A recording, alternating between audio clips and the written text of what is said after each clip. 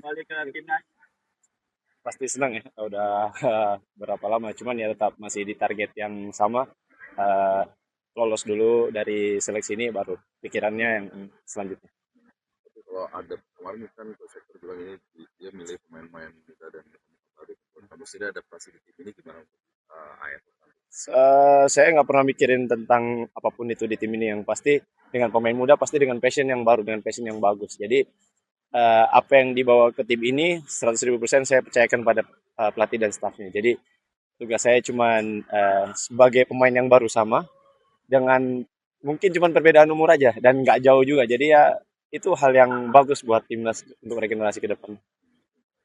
Karena jaga motivasi selama mungkin menepi dulu dari Hmm. timnas dan sekarang kembali lagi bagaimana? Saya tidak pernah berhenti untuk, karena ini salah satu passion saya di kehidupan saya. Jadi ini saya nggak pernah berhenti di futsal. Apa yang harus diperbarui dari saya terus akan update. Timnas Indonesia kan statusnya sebagai timnas ya juga kemarin juga dari juara tiga. Hmm. Sebenarnya itu menjadi motivasi tersendiri atau justru jadi tekanan bagi anak-anak gitu.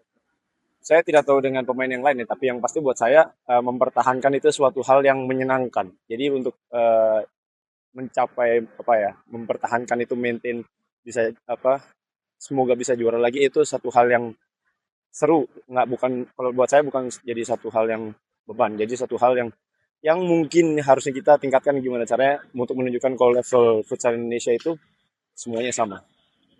Jadi ada target pribadi nggak sih yang Coach Hector mau kita utamanya lolos di semifinal.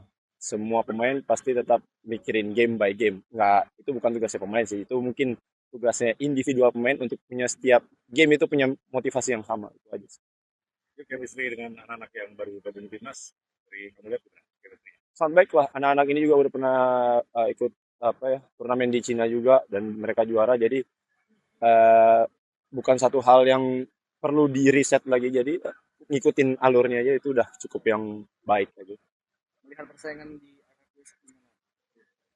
Kalau di AFF kayaknya setiap tahun juga sama ya, mungkin karena mungkin ada legasi, tapi bukan suatu hal yang menjanjikan, tapi legasi dari AFF sebelumnya, dari pemain-pemain sebelumnya yang udah menjadikan Indonesia di juara AFF, itu salah satu hal yang bagus untuk mental saya pribadi ya, maksudnya untuk, karena ini futsal Indonesia bukan futsal saya pribadi. Thailand. Beda ini sih ya. Kalau Vietnam tahu sendiri, di AFF, di AFC, di SEA Games itu dengan intensitas yang tinggi. Kalau kalau di Thailand juga intensitas tinggi, tapi nggak setinggi Vietnam, lebih ke taktikalnya. Jadi mungkin ngadepinnya juga dengan cara yang berbeda. Kalau dari perspektif pemain membawanya seperti apa? Karena kemarin si Games di Thailand kita bisa juara, sekarang main di Thailand lagi. Em, Main dimanapun, yang membedakan kalau main di Indonesia passionnya bertambah itu aja. Jadi kayaknya kalau bagi pribadi anak-anak nggak ada mikir, oh kita main di Thailand takut dan lain-lain. Harusnya sih enggak ya. Jadi ini satu hal yang baik buat gimana caranya kita berada di kandang lawan tapi bisa mempertahankan, semoga bisa mempertahankan gelar yang sudah didapat sebelumnya. Amerika Serikat kembali menegaskan tujuan operasi militer di Iran adalah untuk melumpuhkan persenjataan dan kemampuan militer Iran. Adapun Presiden Donald Trump tetap memperingatkan kemungkinan serangan lanjutan terhadap infrastruktur energi Iran jika tidak tercapai kesepakatan. Kantor Kepresidenan Amerika Serikat Gedung Putih kembali menegaskan penguasaan atas Selat Hormuz yang kini diblokade oleh Iran bukanlah target utama invasi Amerika Serikat ke Iran. Juru bicara Gedung Putih Caroline Leavitt menyebut prioritas utama Presiden Donald Trump dalam operasi militer di Iran adalah menghancurkan kemampuan militer Iran, termasuk angkatan laut, infrastruktur rudal, dan drone. Leavitt menyebut operasi militer Amerika Serikat di Iran juga untuk mencegah pengembangan senjata nuklir oleh Iran.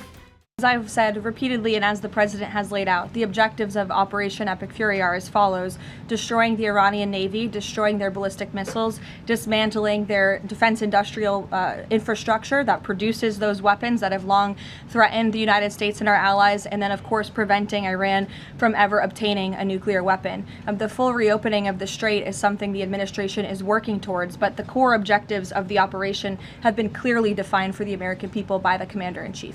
Sebelumnya, Presiden Donald Trump menyatakan upaya mengakhiri konflik antara Iran dan Amerika Serikat telah menuju arah yang lebih baik. Namun Trump tetap memperingatkan kemungkinan serangan lanjutan terhadap infrastruktur energi Iran jika tidak tercapai kesepakatan. Ia menyebut target potensial Amerika Serikat mencakup pembangkit listrik, ladang minyak, hingga fasilitas strategis seperti Pulau Kart. Berbagi sumber IDX Channel.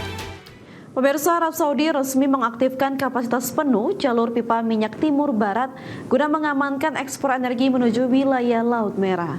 Langkah strategis ini diambil sebagai jalur alternatif utama setelah Iran melakukan blokade total terhadap Selat Hormuz yang melumpuhkan jalur perdagangan minyak dunia. Arab Saudi resmi mengaktifkan kapasitas penuh jalur pipa minyak Timur Barat guna mengamankan ekspor energi menuju wilayah Laut Merah. Jalur pipa Timur Barat milik Arab Saudi kini beroperasi dengan kapasitas penuh sebesar 7 juta barel per hari guna memitigasi dampak penutupan Selat Hormuz. Sekitar 5 juta barel minyak mentah kini diekspor melalui pelabuhan Yanbu di Laut Merah, sementara sisanya dialokasikan untuk kebutuhan kilang domestik.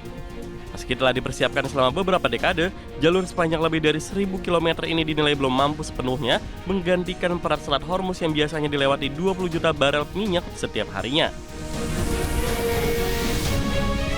Selain minyak mentah, negeri petrodolar tersebut juga terus memacu ekspor produk olahan minyak dengan volume mencapai 700.000 hingga 900.000 barel per hari. Upaya ini menjadi tumpuan utama Arab Saudi dalam menjaga stabilitas pendapatan negara di tengah eskalasi konflik regional yang kian memanas pada 2026 ini. Namun, ketergantungan pada jalur Laut Merah tetap menyimpan risiko keamanan tinggi menyusul pernyataan keterlibatan kelompok Houthi asal Yaman dalam perang. Adapun, keamanan di wilayah Laut Merah kini menjadi perhatian serius setelah kelompok Houthi yang berafiliasi dengan Iran mulai menyerang kapal-kapal komersial sebagai bentuk solidaritas terhadap pejuang Palestina. Aksi serangan ini kembali mengguncang perdagangan global dan meningkatkan risiko pengiriman energi melalui perairan tersebut. Pemerintah Arab Saudi kini terus memperketat pengawasan di sepanjang jalur pipa dan pelabuhan industri guna memastikan aliran energi tetap terjaga di tengah ancaman sabotase yang dapat memperburuk krisis energi dunia. Sebagai sumber IDX Channel. Pemerintah Korea Selatan bersiap memperluas kebijakan pembatasan penggunaan kendaraan ke masyarakat luas guna menekan konsumsi energi nasional.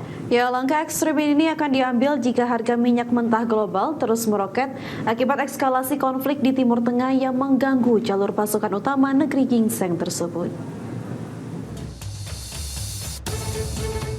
Pemerintah Korea Selatan bersiap memperluas kebijakan pembatasan pengguna kendaraan ke masyarakat luas guna menekan konsumsi energi nasional. Menteri Keuangan Ko Yoon Cheol menyatakan pemerintah akan memperlakukan pembatasan kendaraan skala nasional jika harga minyak mentah naik ke kisaran 120 hingga 130 dolar Amerika Serikat per barel. Saat ini harga minyak dunia masih tertahan di posisi 100 hingga 110 dolar. Korea Selatan sangat rentan terhadap fluktuasi harga karena mengimpor sekitar 70% kebutuhan minyak mentah dari Timur Tengah, sehingga stabilitas pasokan bahan bakar menjadi prioritas utama pemerintah pada 2026 ini. Jika kebijakan ini terwujud, maka ini akan menjadi pembatasan energi skala besar pertama bagi masyarakat Korea Selatan sejak Perang Teluk tahun 1991 silam. Saat ini, sistem rotasi 5 hari berdasarkan nomor plat kendaraan baru diberlakukan secara terbatas untuk sektor publik. Pemerintah juga mempertimbangkan opsi tambahan pemotongan pajak bahan bakar guna Pemerintah juga mempertimbangkan opsi tambahan pemotongan pajak bahan bakar guna meringankan beban ekonomi masyarakat jika peringatan krisis energi harus dinaikkan ke tingkat tertinggi. Upaya penghematan energi ini turut mendapatkan dukungan dari perusahaan raksasa seperti Samsung Electronics dan SK Group yang mulai mendorong karyawan mereka mengurangi penggunaan kendaraan pribadi. Para pejabat dan anggota parlemen juga gencar mengampanyekan penggunaan transportasi umum serta sepeda melalui media sosial sebagai contoh bagi warga. Langkah kolektif ini diharapkan mampu menjaga ketahanan energi nasional Korea Selatan di tengah ketidakpastian geopolitik global yang kian memanas. Sebagai sumber IDX Channel. Sejumlah SPBU di berbagai daerah mengalami antrian panjang akibat adanya kabar bahwa harga bahan bakar minyak atau BBM mengalami kenaikan. Pemerintah langsung memastikan bahwa tidak akan ada kenaikan harga BBM, baik BBM subsidi maupun non-subsidi. Pemerintah buka suara soal isu rencana kenaikan harga bahan bakar minyak atau jelang awal bulan 1 April 2026. Pihak Istana memastikan bahwa Pertamina tidak akan menaikkan harga BBM subsidi dan BBM non-subsidi. Menteri Sekretaris Negara Prasetyo Hadi mengatakan harga BBM tidak akan mengalami kenaikan. Prasetyo menegaskan sudah ada koordinasi antara pemerintah dan Kementerian SDM bersama dengan Pertamina atas petunjuk Presiden Prabowo Subianto. Koordinasi tersebut dilakukan agar setiap keputusan bisa diambil mengedepankan kepentingan masyarakat luas. Hasilnya Pertamina menyatakan belum akan melakukan penyesuaian harga BBM subsidi dan non-subsidi. Oleh karena itulah Pertamina menyatakan bahwa Pertamina belum akan melakukan penyesuaian harga baik untuk BBM subsidi maupun BBM non-subsidi.